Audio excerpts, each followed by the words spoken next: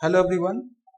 आज हम लोग कोर्नोट मॉडल की बात करेंगे। तो सबसे पहले ये जो कोर्नोट मॉडल है ये ओलिगोपोली से रिलेटेड है। इससे पहले वाले लेक्चर में हमने ओलिगोपोली के बारे में बात की हुई थी। तो एक बार मैं आपको थोड़ा सा ध्यान दिलाना चाहता हूँ। जो ओलिगोपोली मार्केट था इसमें क्या प्रॉब्लम होता है, इसमें पहले जो फर्म होती है कोई डिसीजन लेगी तो इसके कॉम्पिटिटर्स फर्म क्या करेंगे, उस डिसीजन का रिएक्शन देंगे। फिर पहली वाली फर्म जिसने डिसीजन लिया हुआ था इस रिएक्शन का रिएक्शन देती है, फिर कॉम्पिटिटर्स फर्म रिएक्शन देने लगती हैं। तो ये एक प्रोसेस बन जाता है। तो ऐसे सिचुएशन में इक्विलिब्रियम कैसे मिलेगा, ये एक बड़ा प्रॉब्लम हो जाता है। तो इस प्रॉब्लम को दूर करने के लिए हम ये एज्यूम करके चलते हैं कि जो कॉम्पिटिटर्स फर्म्स होती हैं वो भी इक्वली इंटेलिजेंट होती हैं, इक्वली रैशनल होती हैं, और जब कोई पर्टिकुलर फर्म कोई डिसीजन लेती है प्राइस या आउटपुट से रिलेटेड, तो जो राइवल फर्म है वो लोग जो बेस्ट डिसीजन हो सकता है वो डिसीजन लेती हैं। इस एजम्पशंस के बेसिस पे ही हम ओलिगोपोली मार्केट में इक्विलिब्रियम जान सकते हैं। तो इस इक्विलिब्रियम को जानने के लिए सबसे पहले जॉन नैश नामक एक इकोनॉमिस्ट हैं, उन्होंने इक्विलिब्रियम को डिफाइन किया और उस इक्विलिब्रियम को बोला गया नैश इक्विलिब्रियम।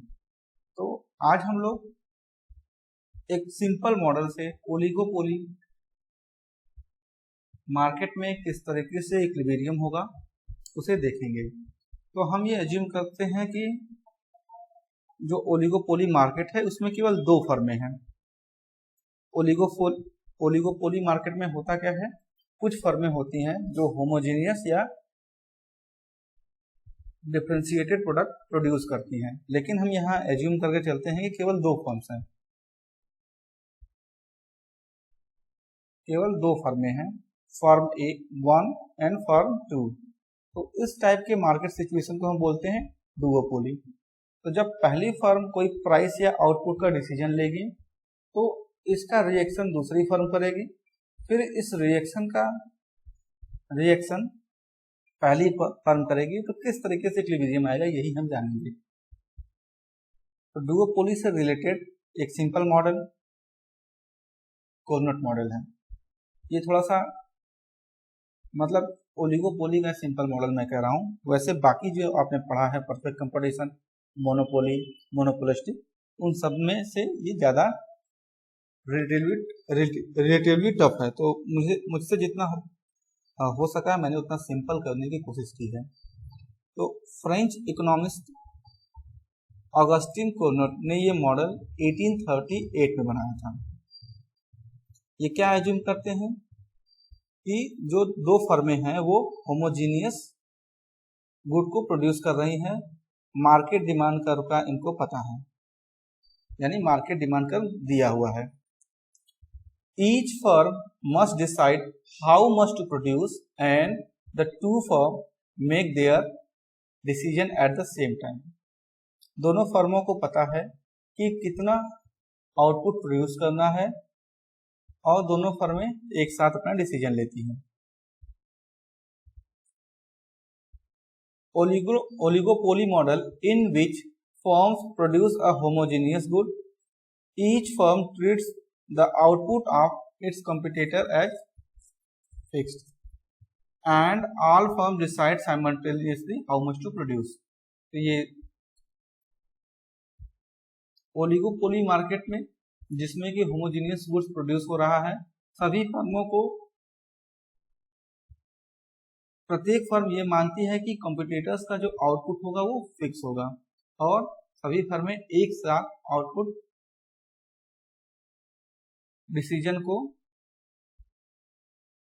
डिसीजन लेती हैं।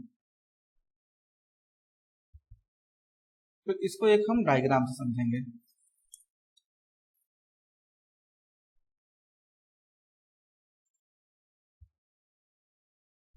ये हमारा वाई एक्सिस हो गया और ये एक्स एक्सिस है। ये मार्केट डिमांड कर्व है, market demand curve D D dash है। इनिशियली जब फर्म वन मार्केट में एंटर करती है, इसमें एक चीज ये एज्यूम करते हैं कि जो मार्जिनल कॉस्ट है वो जीरो है। मार्जिनल कॉस्ट जब जीरो होगा तो वो एक्स एक्सिस के पैरेलल होगा या एक्स एक्सिस पे ही होगा। तो जब फर्म वन मार्केट में एंटर करेगी तो उसका जो डिमांड कर्व होगा वो इस डिमांड कर्व को फेस करेगी, D D dash demand curve को फेस करेगी। इसके कोरेस्पॉन्डिंग एमआर कर्व जो होगा इस एक्स एक्सिस को दो इक्वल पार्ट में डिवाइड करता है।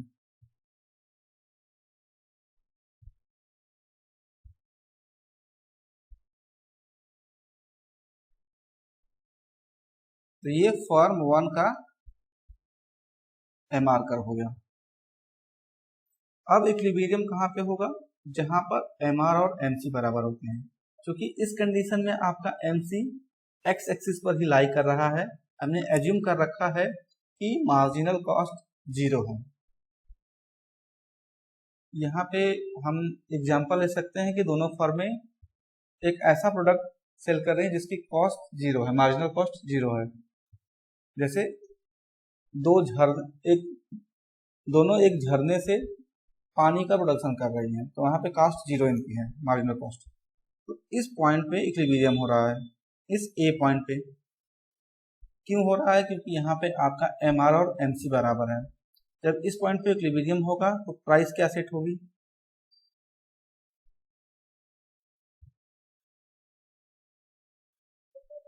ओपी प्राइस सेट होगी। मतलब जब फर्म वन मार्केट में एंटर की और ये एज्यूम कर रही है कि फर्म टू कुछ भी प्रोड्यूस नहीं कर रही है, जीरो प्रोडक्शन कर रही है, तो वो मोनोपोली प्राइस और मोनोपोली आउटपुट डिसाइड करेगी।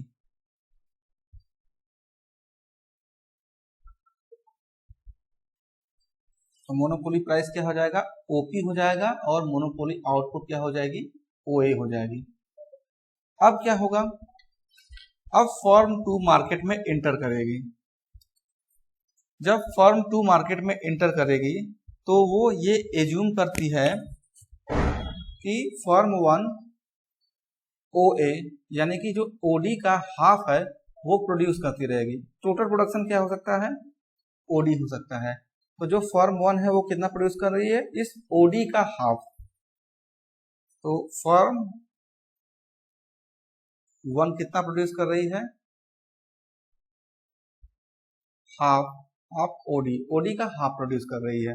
अब फर्म टू मार्केट में एंटर करती है, वो अब ये एज्यूम करती है कि ओ ए प्रोडक्शन फर्म ए करती रहेगी और शेष में जितना बच जाता है एडी वाला पोर्शन, इसके कॉरेस्पॉन्डिंग अपना मैक्सिमाइजिंग आउटपुट डिटरमाइन करेगी। तो ये इसकी डिमांड कर्व हो गई फर्म टू के लिए, सी डी। अब इसके कॉरेस्पॉन्डिंग इसका एमआर कर्व ये हो गया एमआर टू। अब इसका इक्विलिब्रियम इस बी पॉइंट पे है। क्यों बी पॉइंट पे है? क्योंकि यहाँ पे फर्म टू का एमआर कर्व मार्केट के एमसी कर्व को कट कर रहा है। अब ये क्या प्राइस करेगी? सेट करेगी, ये हम एज्यूम करते हैं ये T1 प्राइस सेट कर रही है। अब क्या हो गया? मार्केट में जो डिमांड हो गई, मार्केट में जो प्रोडक्शन हो गया ओ ए प्लस ए बी हो गया। यानी जब मार्केट में प्रोडक्शन ज्यादा हो जाता है तो प्राइस क्या हो जाती है? ओपी से घटकर ओपी वन आ जाती है। तो ये तो पहला रिएक्शन था फर्म टू का। अब फर्म वन फिर से रिएक्शन लेगी, इस एक्शन का रिएक्शन लेगी।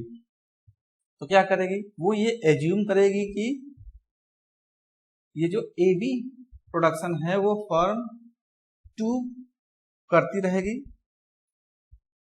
तो अब एक चीज यहाँ पे और देखने लायक है, जो ए बी है वो क्या है? इस ओ ए का हाफ है। ये जो ओ ए है उसका हाफ है। यानी फर्म 2 पहले राउंड में क्या प्रोड्यूस की, OA का हाफ ऑफ OA, या 1/4 OD। ये OD हम लिख सकते हैं, केवल अगर हम टोटल आउटपुट को 1 माने तो 1/4 भी रख सकते हैं। तो ये जो AB है और ये जो BD है, ये दोनों इक्वल हैं। तो अब क्या करेगा फर्म फर्स्ट, ये एज्यूम करेगा कि फर्म B जो है AB प्रोडक्शन करता रहेगा, तो अपने अब आउटपुट डिसीजन को फिर से मैनेज करेगा।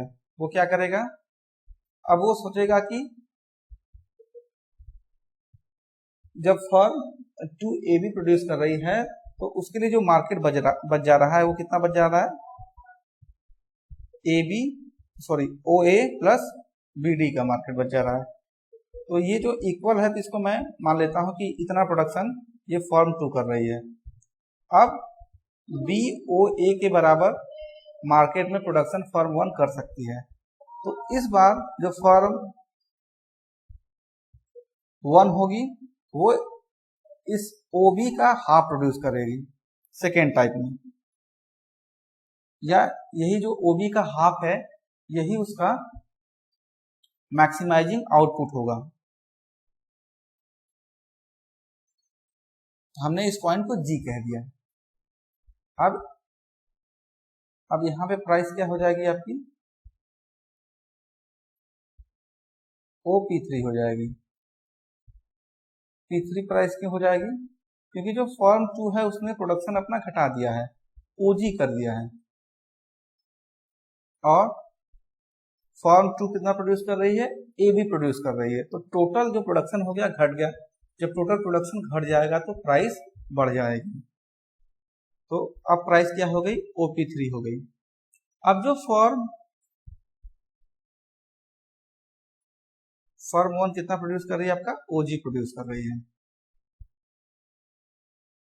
अब फर्म 2 फिर से इस एक्शन का रिएक्शन लेगी इस डिसीजन पे। क्या लेगी, अब वो एज्यूम करेगी कि जो फर्म 1 है वो OG प्रोडक्शन करती रहेगी। अब उसके लिए जो मार्केट डिमांड बचेगी वो GD डैश के बराबर बचेगी। तो अब वो एक नया प्रोडक्शन का डिसीजन लेगी। तो वो इस GD का हाफ, वो मान लेते हैं यहाँ पे आता है, तो यहाँ पे प्रोडक्शन करना स्टार्ट करेगी। जिसको हम H पॉइंट मान लेते हैं, H, ये आपका हो गया P3। यानी कि जो सेकेंड फर्म है वो अब GH प्रोडक्शन करेगी। तो यहाँ पे प्राइस क्या हो जाएगी, अब कम हो जाएगी। क्यों कम हो जाएगी, क्योंकि अब फर्म सेकेंड ने अपना आउटपुट बढ़ा दिया है। तो अगर टोटल आउटपुट कितना हो जाएगा, OG फर्म 1 कर रही है प्लस GH, ये फर्म कौन कर रहा है, सेकेंड कर रहा है। तो टोटल आउटपुट हो गया आपका OH। ये इतना प्रोडक्शन फर्में कर रही हैं। ये तो डायग्राम से हो गया। तो इसी बात को हम लोग फिर से थोड़ा समझ लेते हैं। सेम बात, ये आपका क्या है, मार्केट डिमांड कर्व है DD डैश। जब फर्म 1 मार्केट में एंटर करती है तो DD डैश क्या है, मार्केट डिमांड कर्व है। फर्म 1 का मार्जिनल रेवेन्यू कर्व क्या है, MR1 है।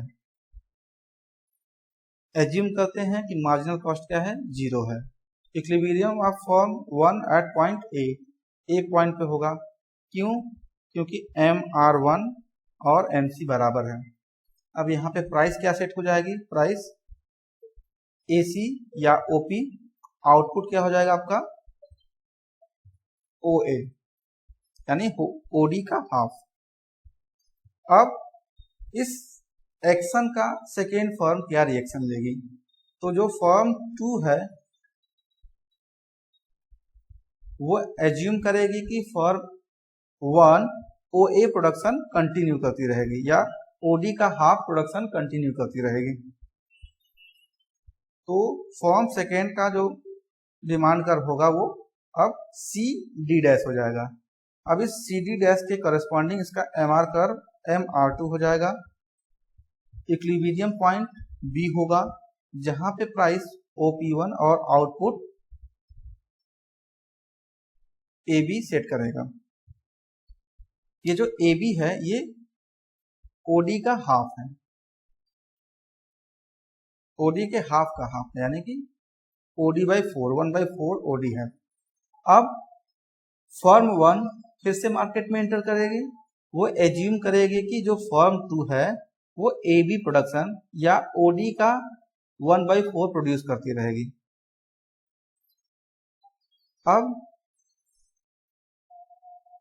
फर्म के लिए ये जो AB है ये BD के इक्वल है, तो फर्म 2 के लिए जो मार्केट बच जाता है कितना बच जाता है, OB के बराबर बच जाता है।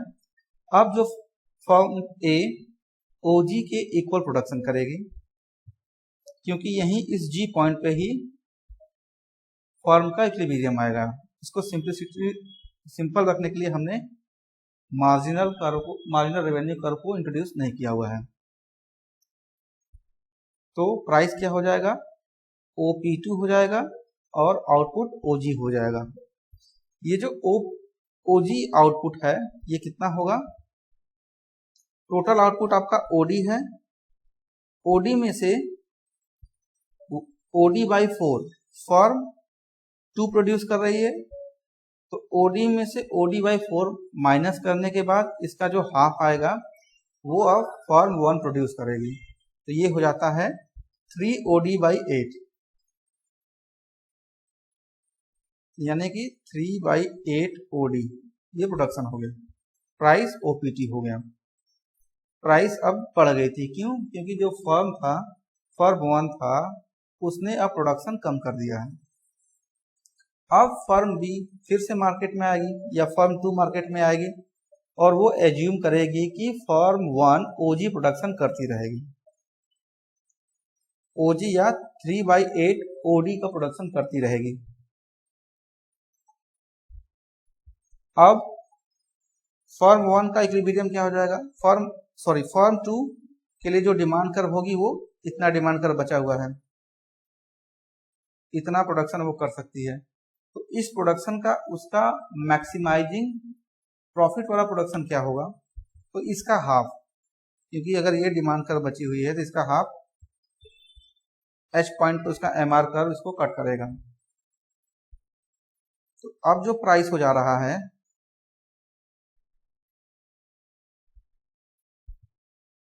वो हो जा रहा है, इसको कुछ भी नाम दे सकते हैं, HE प्राइस हो जा रहा है। ये HE प्राइस क्या है, OP3 प्राइस मान लेते हैं, इक्वल है उसी के।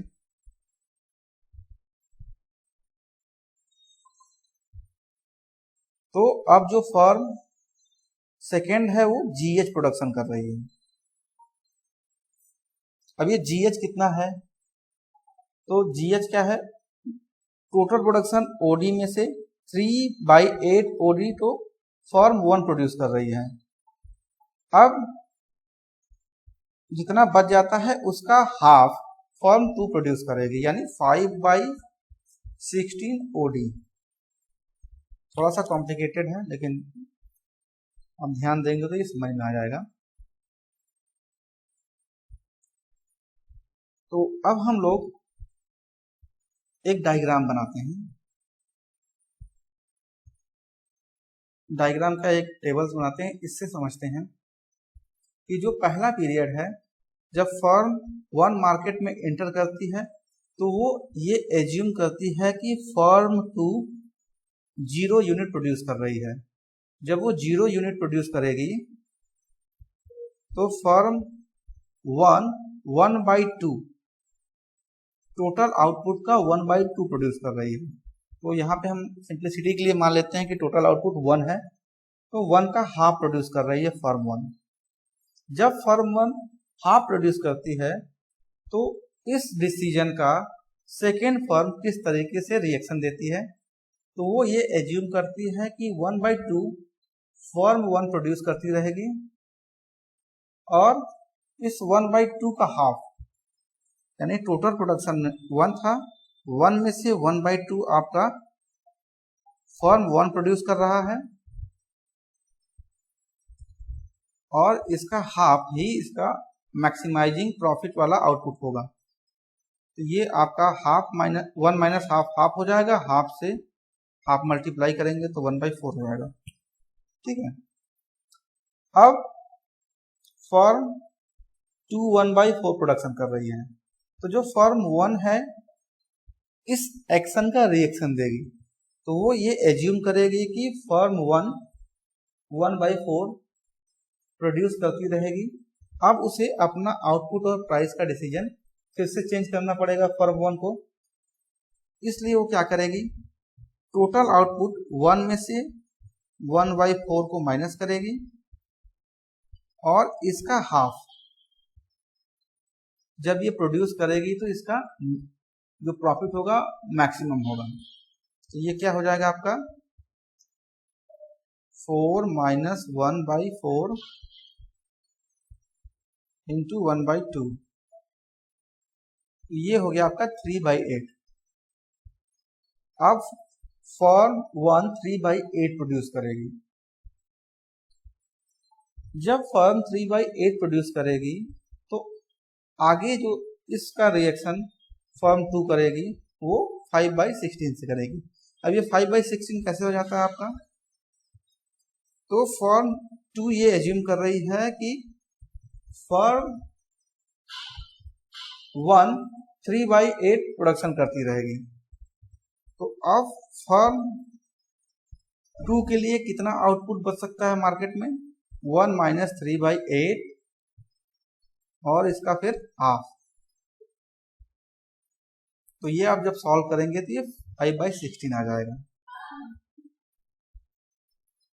अब इस एक्शन का फिर से फॉर्म 1 रिएक्शन देगी, वो एज्यूम करेगी कि फॉर्म 1 5/6 प्रोड्यूस करती रहेगी। तो टोटल आउटपुट 1 माइनस 1 में से 5/16 माइनस करने के बाद इसका जो हाफ आएगा वही इसका प्रॉफिट मैक्सिमाइजेशन वाला आउटपुट होगा। ये आपका 11/32 आ जाएगा। फिर से फॉर्म 2 इसका रिएक्शन लेगी और 21/24 प्रोड्यूस करेगी। इसी तरीके से ये एक्शन रिएक्शन चलता रहता है। अब क्वेश्चन ये आता है कि इक्विलिब्रियम आउटपुट क्या होगा फॉर्म 1 के लिए और फॉर्म 2 के लिए। तो आप इसको थोड़ा मैनिपुलेशन के साथ जब ऐड करेंगे तो वो आपका फॉर्म 1 का टोटल आउटपुट क्या हो जाएगा, 1/3 हो जाएगा। यानी फॉर्म 1 टोटल आउटपुट का 1/3 प्रोड्यूस करेगी और फॉर्म 2 भी टोटल आउटपुट का 1/3 प्रोड्यूस करेगी।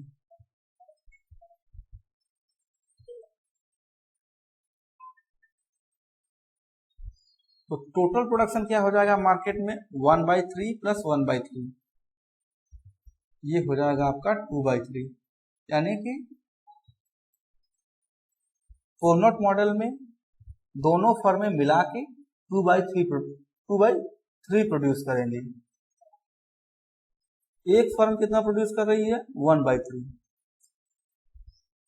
अगर इसी रूल को जनरलाइज किया जाए, दो फर्मों से ज्यादा फर्म मार्केट में होंगी तब कैसे हम जानेंगे।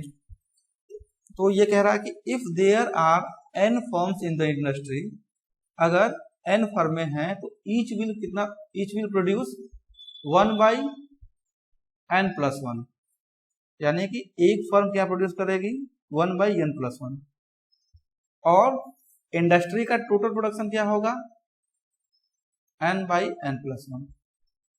जैसे इस केस में हमारा दो फर्में थे, तो n की जगह पे अगर हम 2 रख देंगे, एक फर्म कितना प्रोड्यूस करेगी, वो आ जाएगा 1/3। दोनों फर्में मिलके कितना प्रोड्यूस करेंगी, n की जगह 2 रखने पे 2+1, ये हो गया आपका 2/3।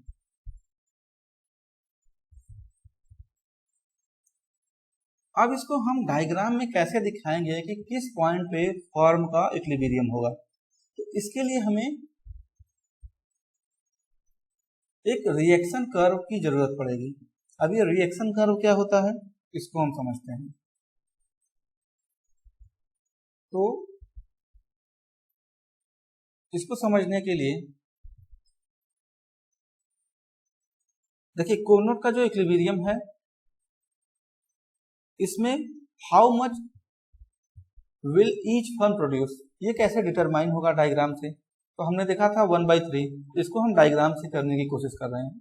तो ये बेसिक क्वेश्चन है कि एक फर्म कितना प्रोड्यूस करेगी। तो जो प्रत्येक फर्म होगी वो कितना प्रोड्यूस करेगी, इस बात का आंसर हमें रिएक्शन कर्व बताएगा। ठीक है, अब ये रिएक्शन कर्व कैसे बताएगा यही हम लोग देखेंगे। इन दिस इक्विलिब्रियम या कोर्नोट के इक्विलिब्रियम में each firm correctly assumes how much it's competitor will produce.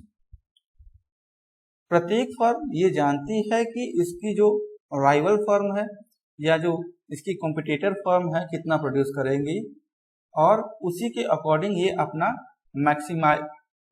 Profit को मैक्सिमाइज करता है। In equilibrium, each firm set according to its own reaction curve.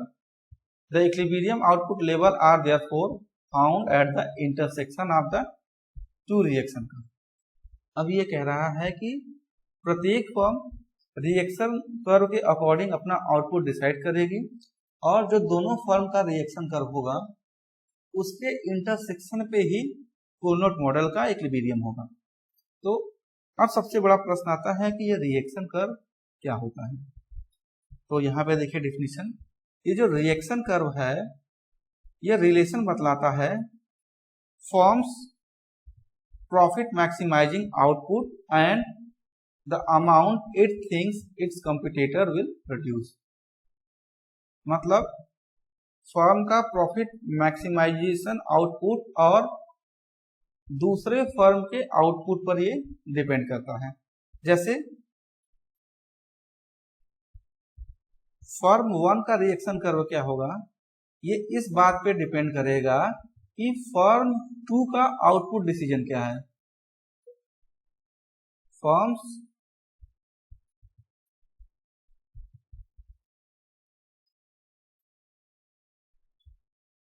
Output, firm 2 का आउटपुट क्या है। तो इसको एक हम थोड़ा सा सिंपल एग्जांपल से समझते हैं कि रिएक्शन कर्व कैसे ड्रा होगा। जैसे फर्म 1 है आपका, फर्म 1 का रिएक्शन कर्व ये वाला डायग्राम है, ये कैसे बना है इसकी बात कर रहे हैं। तो ये एज्यूम कर रहा है कि जो फर्म 2 है वो शुरू में क्या कर रही है, 0 प्रोड्यूस कर रही है, फिर 50 प्रोड्यूस करेगी, फिर 75 प्रोड्यूस करेगी। तो इसके कॉरेस्पॉन्डिंग फर्म 1 का रिएक्शन कर्व क्या होगा। तो जब फर्म 2, ये क्या है, फर्म 2 का आउटपुट है, output of firm 2 x axis पे और वाई एक्सिस पे आउटपुट ऑफ फर्म 1 है।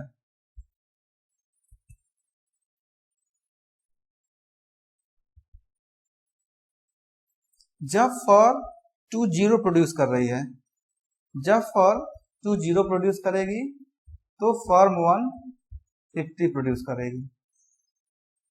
जब फर्म 25 प्रोड्यूस कर रही है फर्म 2, तो इसके कॉरेस्पॉन्डिंग, सॉरी ये एग्जांपल में हमने 50 लिया हुआ है। जब फर्म 2 50 प्रोड्यूस कर रही है तो फर्म 1 कितना प्रोड्यूस करेगी, वो 25 प्रोड्यूस करेगी।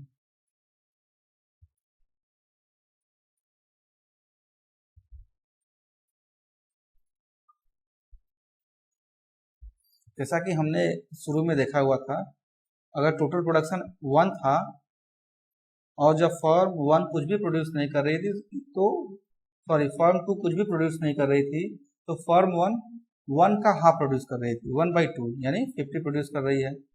जब फर्म 2 50 प्रोड्यूस कर रही है तो टोटल आउटपुट क्या है मान लेते हैं 1 है, तो 1 का हाफ निकल गया।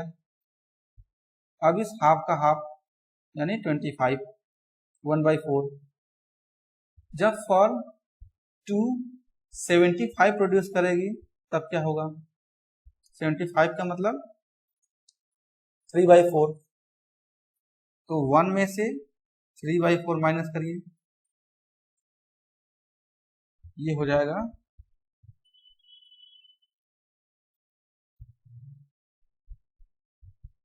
1/4 का हाफ यानी 1/8 यानी 12.5।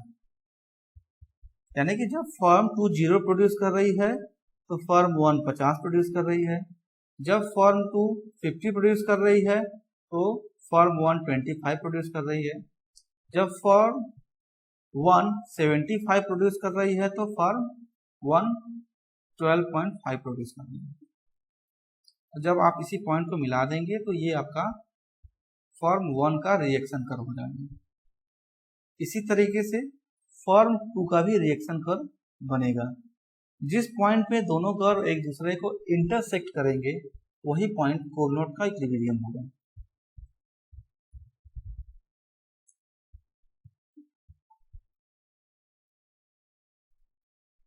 और ये जो इक्विलिब्रियम है ये स्टेबल इक्विलिब्रियम है। अब थोड़ा सा हम लोग इसको कंपेयर करते हैं। सोर्स, परफेक्ट कंपैरिजन, कोरनोट मॉडल और मोनोपोली। जो परफेक्ट कंपैरिजन में आउटपुट होगा, यानी कि अगर केवल परफेक्ट कंपैरिजन की बात करते हैं वहां पे जो टोटल आउटपुट होता है वो कितना होता है, ओडी के बराबर होता है। प्राइस क्या सेट होती है वहां पे, 0 सेट होती। ये वाला डायग्राम, इसी डायग्राम में जो परफेक्ट कंपैरिजन का आउटपुट है वो क्या होगा, ओडी होगा, क्योंकि यहाँ पे जो परफेक्ट कंपैरिजन होता था, जो डिमांड कर आप ऐसे देख रहे हैं डाउनवर्ड स्लोपिंग, वो इसके पैरेलल होती है। तो जितना प्रोडक्शन संभव होता उतना प्रोडक्शन किया जाता है परफेक्ट कंपैरिजन में। प्राइस क्या होती, 0 होती। मोनोपोली आउटपुट क्या होता है आपका, ओए होता, ओए मोनोपोली आउटपुट होता। प्राइस क्या होता, ओपी होता। तो इसी को हमने इस डायग्राम में दिखाया हुआ है।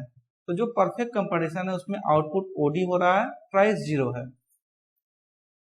कोरनोट मॉडल में जो आउटपुट हो रहा है दोनों फर्में मिला के कर रही हैं वो OH है और प्राइस क्या है, OP3 है।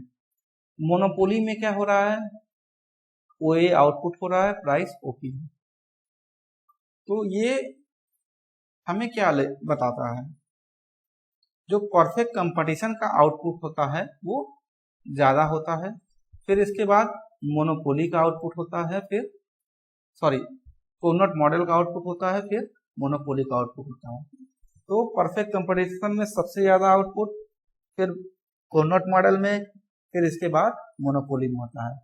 प्राइस की बात की जाए तो सबसे कम प्राइस परफेक्ट कंपटीशन की, फिर कोरनोट मॉडल की, और उसके बाद मोनोपोली की प्राइस सबसे ज्यादा होगी। अब इस मॉडल के कुछ क्रिटिसिज्म है। क्या है, पहला है नैव बिहेवियर। नैव बिहेवियर का मतलब है कि फर्म अपने पास्ट बिहेवियर से कुछ भी नहीं सीख रही है। तो जब फर्म एक बार ये एज्यूम कर रही है, मतलब दोनों फर्में ये एज्यूम करती हैं कि पहले दूसरे फर्म का आउटपुट फिक्स रहेगा और उसके कॉरेस्पॉन्डिंग वो अपना डिसीजन ले रही हैं, तो ये गलती वो बार बार कर रही हैं। तो they are not learning from their past behaviour.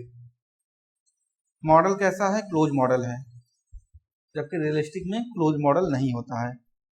Adjustment period क्या होगा, इसकी भी बात कोरनोट मॉडल नहीं करता है। और एक और इसका क्रिटिसिज्म किया जाता है कि ये कॉस्टलेस प्रोडक्शन की बात कर रहा है, कि कॉस्ट कुछ भी नहीं है। तो ये था आपका कोरनोट मॉडल। Thank you.